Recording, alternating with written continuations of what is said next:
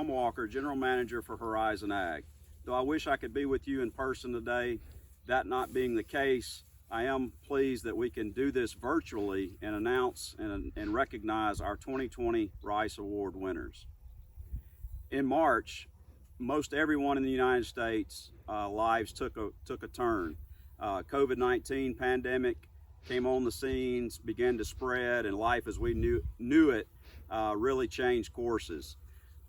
Though I thought we would all be back together at this time, this thing has continued to go along, and we're still social distancing and all of that sort of stuff.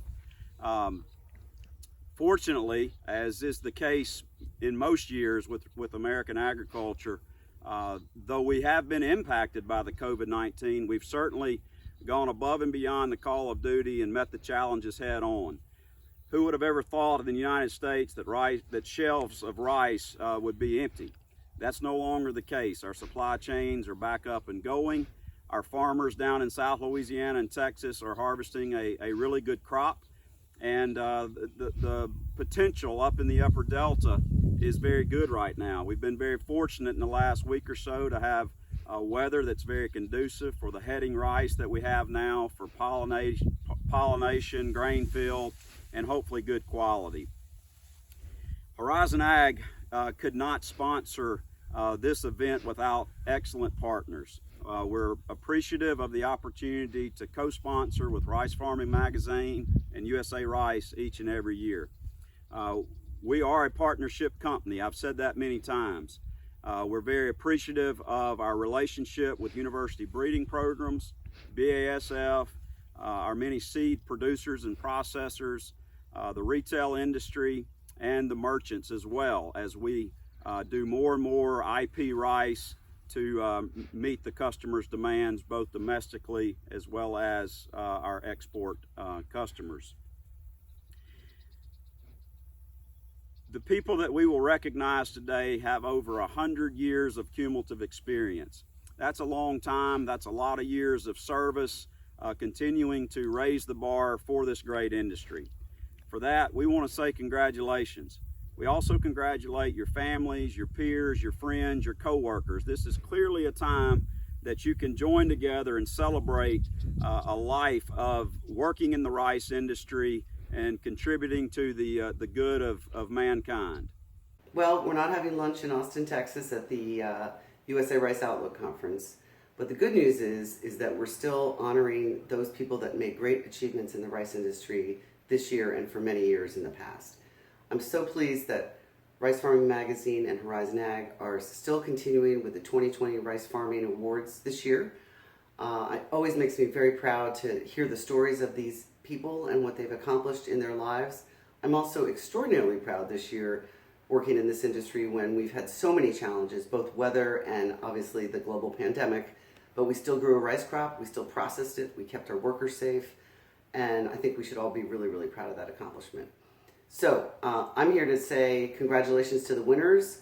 We look forward to greeting you next year and thanking you for all your great contributions and inspiration. And for me personally, it's great to have such a nice story to end this year. See you all next year.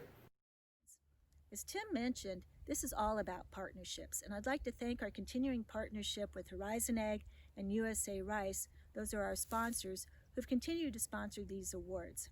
Since 1992, Rice Farming has been bringing the Rice Awards to you. Unfortunately, this year, we lost two of our past recipients. Dennis Leonards, who is a farmer out of Crowley, Louisiana, and was our very first Rice Farmer of the Year, passed away this year.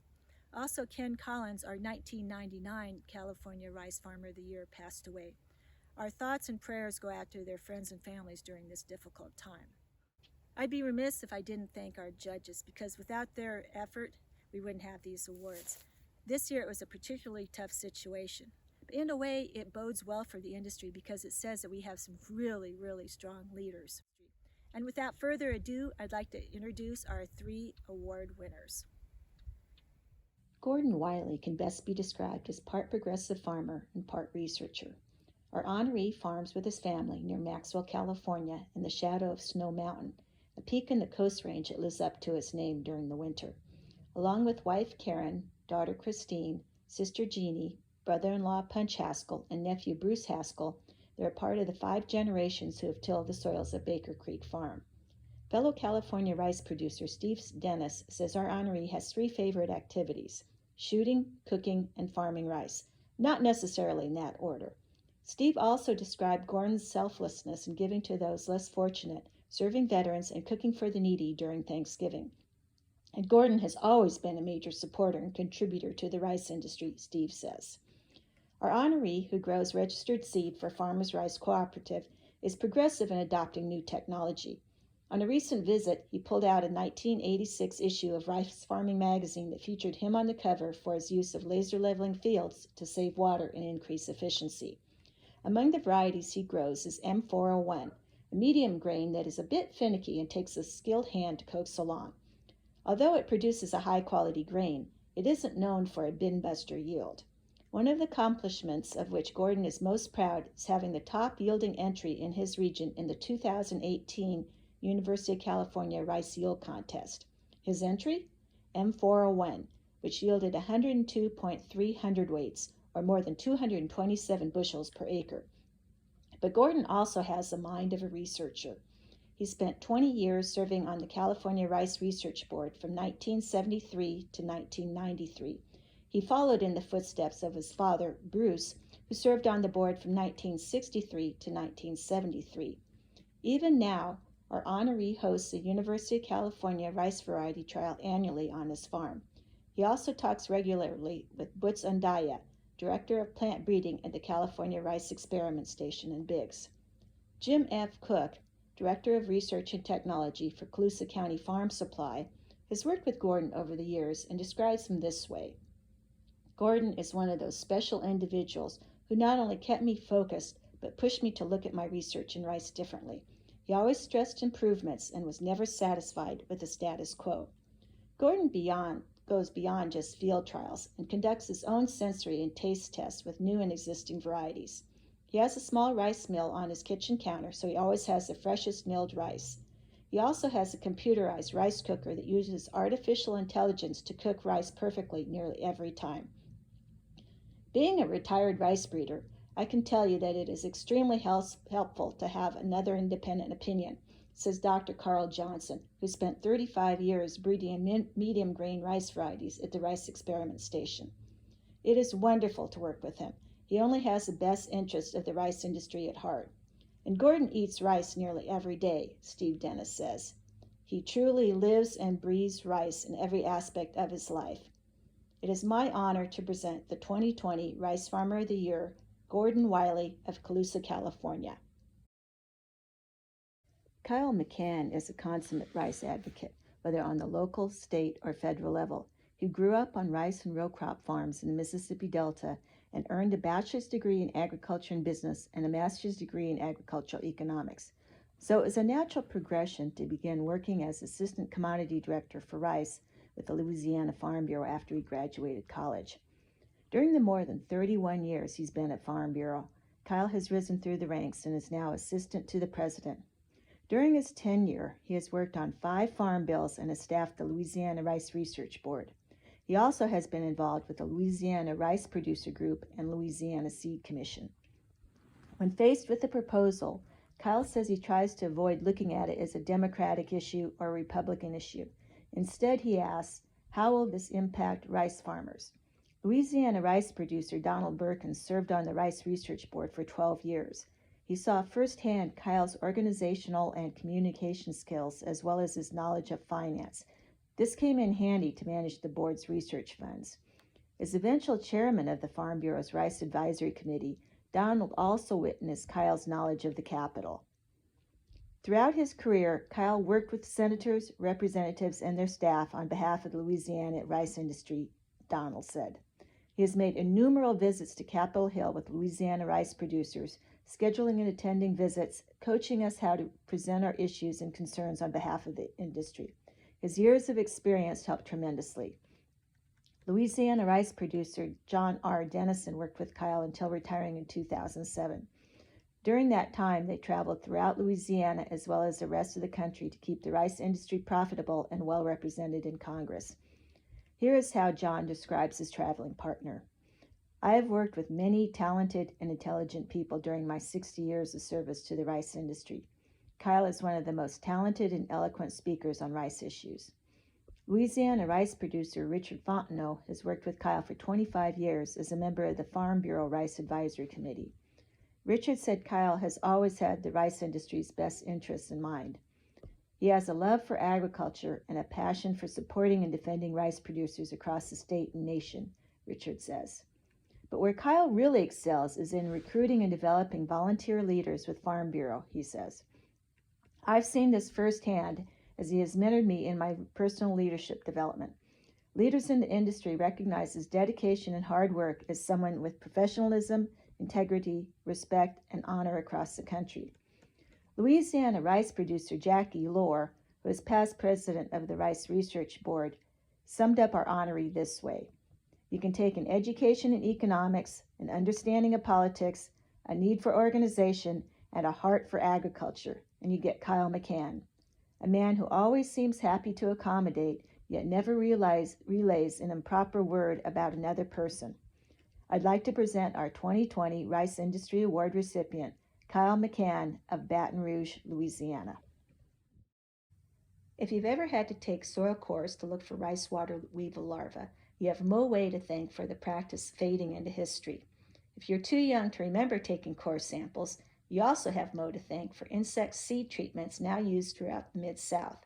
His work, as well as that of other researchers, helped support registrations for the seed treatments.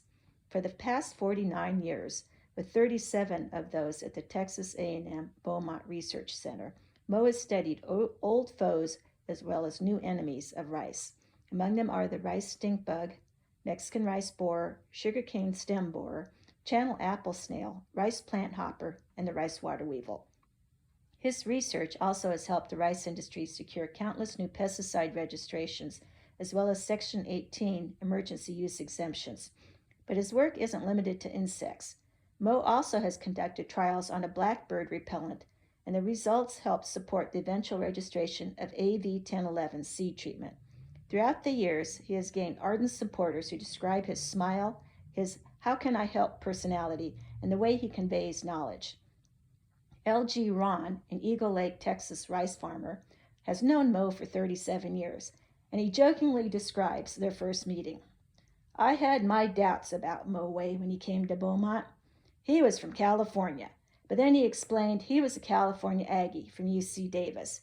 And being a Texas Aggie, I figured he may be okay. He has been way more than okay for the rice industry. In his nomination, LG went on to describe how Mo's work has been invaluable for the rice industry. University of Arkansas entomologist Dr. Gus Lorenz describes Mo as the guru and go-to guy when it comes to rice entomology.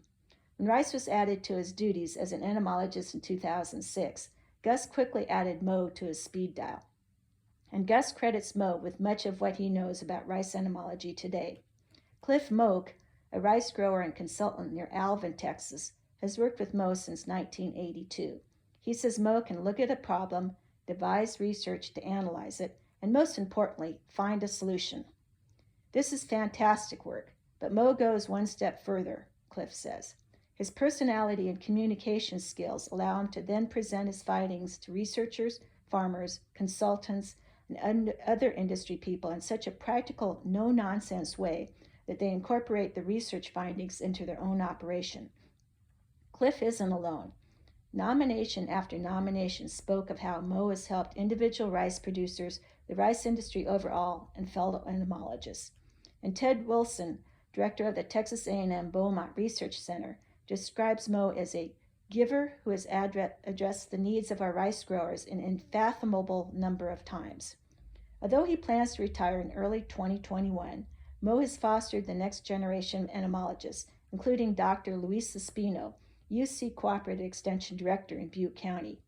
Mo also has tried to spur the interest of young students in rice and entomology through his participation in FFA, 4-H, and school STEM programs.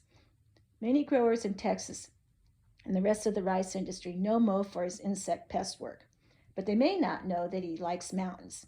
The Chisos Mountains of Texas, Big Bend National Park, the Rocky Mountains in Colorado, and the Sierra Nevada in California, just to name a few. He's also a fan of Gary Larson's The Far Side comic strip and the Bakersfield sound of country music. And he and wife Jeannie have a soft spot for corgi dogs. Without further ado, I'd like to present our 2020 Lifetime Achievement recipient, Dr. Mo Way of Beaumont, Texas.